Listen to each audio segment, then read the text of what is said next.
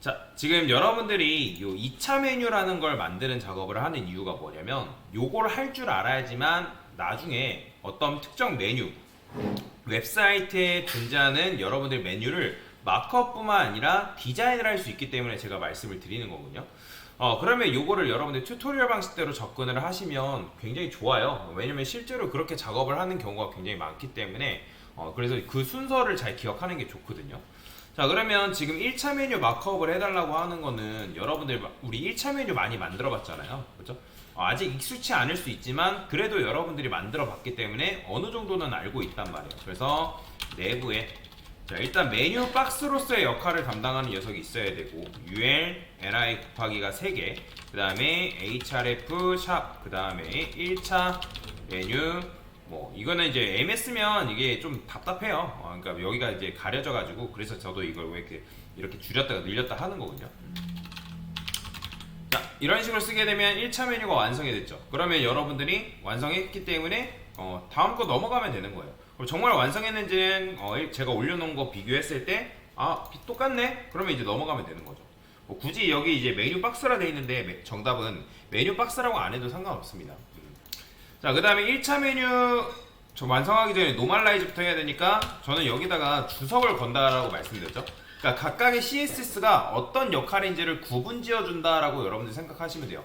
물론 이게 나중에는 몸에 배이면 여러분들이 이런 식으로 주석을 걸지 않아도 크게 상관은 없어요. 근데 주석을 걸어주면 여러분들이 각각의 CSS의 역할이 뭔지 알 수 있기 때문에 좀 더 명확하게 일을 하는 게 작업을 하는 게 가능해진다라고 보시면 되거든요. 자, 노멀라이즈 같은 경우는 어떻게 걸었죠? 자, body, ul, 그 다음에 뭐 li한테 뭐 했어요? 물론 이제 li한테 마진이랑 패딩이 들어가 있는 건 아니지만 body한테 마진이 들어가 있기 때문에 0을 해줘야 되고 ul도 마찬가지로 마진과 패딩이 동시에 들어가 있다 했죠. 그렇게 되면 ul을 평범하게 만들어주기 위해서 패딩 0까지 그 다음에 리스트 스타일 논 처리까지 하는 게 바로 뭐예요? 노멀라이즈다. 만약에 여러분들 추가적으로 더 한다고 한다면 전체 엘리먼트한테 박스 사이징 보더 박스까지 주는 것도 괜찮은 방법이에요. 사실 지금 같은 경우는 이걸 안 준다 해가지고 크게 문제가 되진 않거든요. 문제가 되진 않지만 여러분들 요것도 뭐 주면 괜찮다라고 보시면 됩니다. 자, 그 다음에 A 엘리먼트도 작업을 해줘야겠죠. 어떻게? 자, 컬러를 이너를 주시면 되고 그 다음에 텍스트 데코레이션도 논처리 해주면 되겠죠. 그 다음에 여기다가 저는 커스텀이라고 적을 겁니다. 커스텀. 이제 커스텀 작업을 해줘야 되는 거니까. 그러면 이제 뭐 하면 돼요?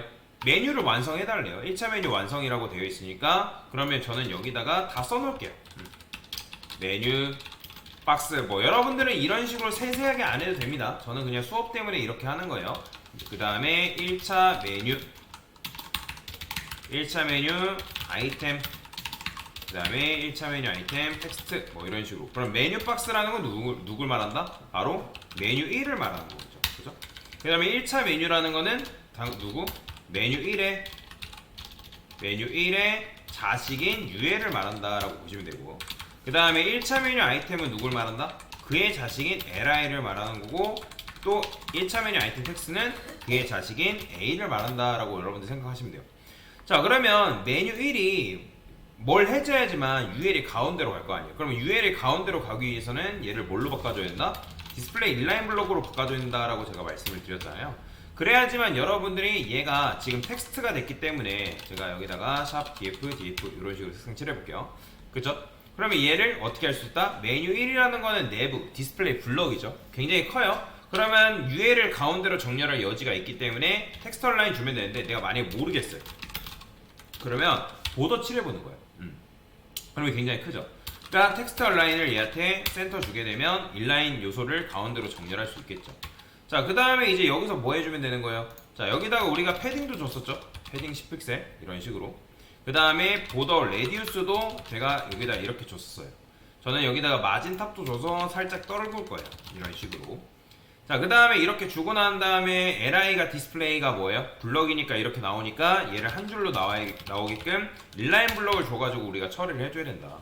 자, 그 다음에 패딩을 LI한테 주는 경우도 있지만 지금 같은 경우는 뭐 해야 된다? 패딩을 A한테 줘야 되는데 근데 A한테 준다 해가지고 패딩이 제대로 먹는다 안 먹는다? 안 먹습니다. 왜? A는 디스플레이가 인라인이기 때문에. 그래서 얘를 뭘로 바꿔준다? 디스플레이 인라인 블록으로 바꿔주면 되지만 나중에 li의 너비가 변경된다 하면 그걸 이제 a도 마찬가지로 계속 변경해줘야 되기 때문에 그런 걸 방지하기 위해서 a를 뭘로 바꿨다? 블록으로 아예 바꿨잖아요. 그죠? 자, 이런 식으로 쓰면 패딩도 정상적으로 들어갑니다. 만약에 여러분들 글씨를 굵게 만들려면 누구한테? 폰트 웨이트는 여기다 주셔야 됩니다. 굵게 만들려면. 근데 뭐 정답인식에 보면 굵게 되어 있네요. 그래서 이렇게 만들어줘야 되는 거죠. 자, 그 다음에 이제 뭐 해야 돼요? 마우스로 올렸을 때니까 이제 1차 메뉴 아이템, 즉 1차 메뉴 아이템한테 그래, 호버된이랄까요? 그냥 호버된 1차 메뉴 아이템 텍스트다. 그러면 여기다가 호버 이렇게 걸어주면 되고, 배경색 어떻게 하면 돼요? 컬러는 화이트 주시면 되고요. FF 이렇게 쓸게 그냥. 그 다음에 백그라운드 컬러는 어떻게? 000 주면 되는 거예요. 그러면 이제 FF는 이제 요게 이제 흰색이고 요게 이제 검정이란 말이에요. 그럼 이렇게 나오는 거죠. 그죠? 이런 식으로. 뭐 화이트 블랙 쓰셔도 상관없습니다. 그냥 일부러 제가 짧게 쓰려고 이렇게 쓴 거예요. 자, 그러면 이제 1차 메뉴도 완성이 됐어요. 그래, 이제 2차 메뉴 완성을 해야 되는 건데, 그러니까 일일이 여기다가 여러분 2차 메뉴를 넣기가 너무 귀찮아요. 그래서 제가 MS를 사용해라고 말씀드렸죠. 그러니까 완성되어 있는 구조물 안에서 엘리먼트를 매번 똑같은 걸 추가하는 것이 귀찮습니다, 사실. 자, 그래서 여러분들 어떻게 한다? 내부에 메뉴 1에 UL li 곱하기 3개 H를. 자, 이게 이제 귀찮더라도 이게 계속 연습이 돼야 돼요. 1차 메뉴 아이템 이런 식으로. 자, 그러면 이게 1차 메뉴를 완성하는 마크업이라고 제가 말씀드렸잖아요. 그럼 2차 메뉴는 어떻게 한다? 요거의 형제로 들어온다 했잖아요. 플러스 형제. 아이고 다 지웠네요. 자, 요런 식으로. 그러면 1차 메뉴의 형제로 위치한다. 그럼 요걸 2차 메뉴로만 바꿔주면 된다는 거죠. 이렇게. 자, 이게 뭐예요? 이게 2차 메뉴 마크업인 거죠. 그러니까 A의 형제로 UL, LI 요 구조가 온다라고 제가 말씀드렸죠. 그죠? 그러면 이렇게 만들고 탭하면 여기 2차 메뉴 마크업이 완성이 되는 거죠. 자, 2차 메뉴 마크업 완성했으니까 2차 메뉴를 평소에 숨겨달래요. 그러면 여러분들 어떻게 하겠어요? 여기다가 2차 메뉴라고 적어주면 되겠죠? 메뉴 1에 어떻게 접근하면 되죠? UL, LI 얘가 2차 메뉴라고 말씀드렸죠. 그러면 얘를 숨기는 건 뭐예요? 디스플레이 논 처리하는 거죠. 자, 논 처리하게 되면 일단 숨겨지는 거예요. 여러분들이 그래서 2차 메뉴라든지 3차 메뉴라든지 1차를 제외한 n차 메뉴를 만들 때는 그 n차 메뉴들을 먼저 숨긴 다음에 작업을 하는 게 좋습니다. 그러니까 늘어뜨려 놓은 다음에 작업을 하는 것보다 걔네들을 숨긴 다음에 그 다음에 마우스로 올렸을 때 변하는 그런 디자인을 보고 여러분들이 이제 스타일을 입히는 게 제일 좋거든요. 왜냐면 너무 지저분해요. 자, 그래서 저는 여기다가 호버된 2차 메뉴라고 적겠습니다. 그럼 누구한테 마우스를 올려야 돼요? 당연히 1차 메뉴 아이템한테 마우스를 올렸을 때 그 녀석은 블럭이 되면 되죠. 자, 그러면 이렇게 나올 거 아니에요. 이렇게 나오는 게 정상인 겁니다, 여러분 지금. 자, 그러면 2차 메뉴를 이제 평소에 숨기는 것도 가능한데 2차 메뉴를 이제 뭐 하래요? 유령화 시켜달래요. 왜냐면 여러분들이 평소에 이런 식으로 2차 메뉴를 만드는 걸 못했었잖아요. 그걸 왜 그러냐면 포지션 앱솔루트라는 개념을 여러분들이 안 배웠기 때문에 그래요. 그래서 이제는 포지션 앱솔루트라는 개념을 배웠기 때문에 얘네들을 별도의 유령어로 만들게 되면 어떻게 된다? 얘네들이 이런 식으로 밑으로 내려오게끔 구현이 가능하다. 그럼 누구한테? 얘가 2차 메뉴니까 여기다가 여러분들 포지션 앱솔루트를 주면 되겠죠. 자, 그러면 여기다 포지션 앱솔루트 주니까 얘가 이렇게 나와요. 그러면 이런 질문 하시는 분들이 아까 계셨어요. 강사님, 우리는 UL이라는 녀석한테 딱히 좌표값을 주지 않았는데 왜 얘가 지금 이렇게 나오나요? 라고 질문을 주셨는데, 제가 저번에 포지션 앱솔루트 개념 설명하면서 뭐라 했어요? 그죠? 좌표값의 기본값 기억나시죠? 기본값은 오토다라고 말씀을 드리면서 딱히 여러분들 앱솔루트가 된 녀석을 좌표값을 부여하지 않으면 걔는 원래 자기가 있던 위치에서 나온다고 말씀드렸잖아요. 그러니까 UL이라는 거는 현재 LI의 자식으로서 그 LI의 자식인 요 녀석이 이 위치에서 나오는 거예요. 원래 위치가 여기라서 그래요. 그러니까 UL의 위치가 여기기 때문에 우리가 좌표값을 주지 않았음에도 불구하고 얘가 이렇게 나온다는 거죠. 나중에 좌표값을 주지 않고도 원래 위치를 가지고 작업을 하는 경우도 있습니다. 근데 이런 경우 문제점이 되는 게 뭐냐면, 일단 배경색을 제가 좀 칠해볼게요. 똑같이 자, 이때 문제가 되는 게 얘를 만약에 맨 밑으로 내리고 싶다 해가지고 지금 이렇게 내려와 있는데 얘를 여러분들이 뭐 탑을 움직여 버리면 어떻게 되고요? 메뉴가 이렇게 나와 버린다고요. 얘를 저거 30% 줘볼까요? 그럼 어떻게 되겠어요? 얘가 이렇게 나와 버려요. 그러니까 왜냐면 지금 얘는 유령하기 때문에 부모를 벗어나서 지금 날아다니고 있는 거예요. 아주 자유로운 영혼인 거죠. 그러니까 자유로운 영혼이니까 나는 뭐 누구 안에 갇히지 않겠어. 나는 속박당하지 않을 거야. 라고 주장하면서 날아다니고 있다고요. 근데 그렇게 하면 날아다니는 건 좋지만 제대로 된 스타일이 된다 안 된다? 안 된다는 거예요. 그래서 여기 보면 문제에 뭐라고 되어 있냐면 1차 메뉴 아이템을 유령의 집화로 하래요. 그래서 보통 유령의 집을 가둘 때는 누구한테 그 집을 가두게끔 되어 있냐면 그 UL의 부모인 LI한테 주게끔 되어 있습니다. 보통 같은 경우는. 뭐 그런데 이것도 여러분의 디자인을 어떻게 하냐에 따라 달라져요. 다르긴 하지만 그래서 여러분들이 UL의 부모인 LI한테 뭐 유령의 지파를 걸어줘야지만 얘를 기준점으로 움직이는 게 가능하다라고 보시면 되거든요. 자, 그러면 여기다가 뭐 해주면 돼요? 포지션 렐라티브를 주면 되겠죠? 그렇죠? 유령의 지파라고 하니까 그러니까 유령의 지파는 포지션 앱솔루트도 물론 유령의 지파긴 해요. 그죠? 근데 우리가 딱히 메뉴를 앱솔루트를 줘가지고 움직일 필요가 없단 말이에요. 그렇기 때문에 앱솔루트를 주는 게 아니라 렐라티브를 줘가지고 작업을 한다라고 여러분들 생각하시면 돼요. 물론 렐라티브도 여러분들 좌표값을 이용해가지고 움직이는 것도 가능하긴 하지만 보통에는 렐라티브를 줘가지고 좌표값을 줘서 잘 안 움직입니다. 왜? 제가 말씀드렸잖아요. 렐라티브라는 거는 자기의 공간이 남아있다고 말씀드렸잖아요. 기억나시죠? 그죠? 포지션 앱솔루트 같은 경우는 별도의 유령어가 돼가지고 붕 떠있지만 렐라티브는 자기 위치가 그대로 남아있다고요. 그렇기 때문에 렐라티브는 유령의 지파의 역할만 하는 거지 걔를 가지고 좌표값을 이용해서 얘를 렐라티브가 된 녀석을 움직이거나 하진 않는다는 거예요. 자, 그러면 이제 이렇게 했기 때문에 제가 탑 30% 주니까 어떻게 돼요? 자, 얘가 지금 여기서 이렇게 움직이는 거예요. 제가 여기다가 레드라 칠해볼게요. 자, 레드라 칠하니까 탑을 30% 주니까 이 LI를 기준으로 했을 때 LI라는 건 지금 누굴 말하는 거예요? 여러분들이 전체 메뉴가 있다고 하면 자, 메뉴가 이렇게 있어요. 자, 메뉴가 있고 그 다음에 여기에 이제 이런 식으로 있다고 그냥 가정을 해봅시다. 이렇게.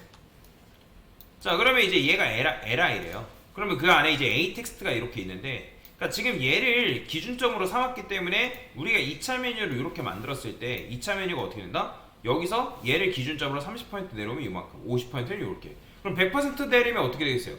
딱 밑에 붙겠죠. 이런 식으로.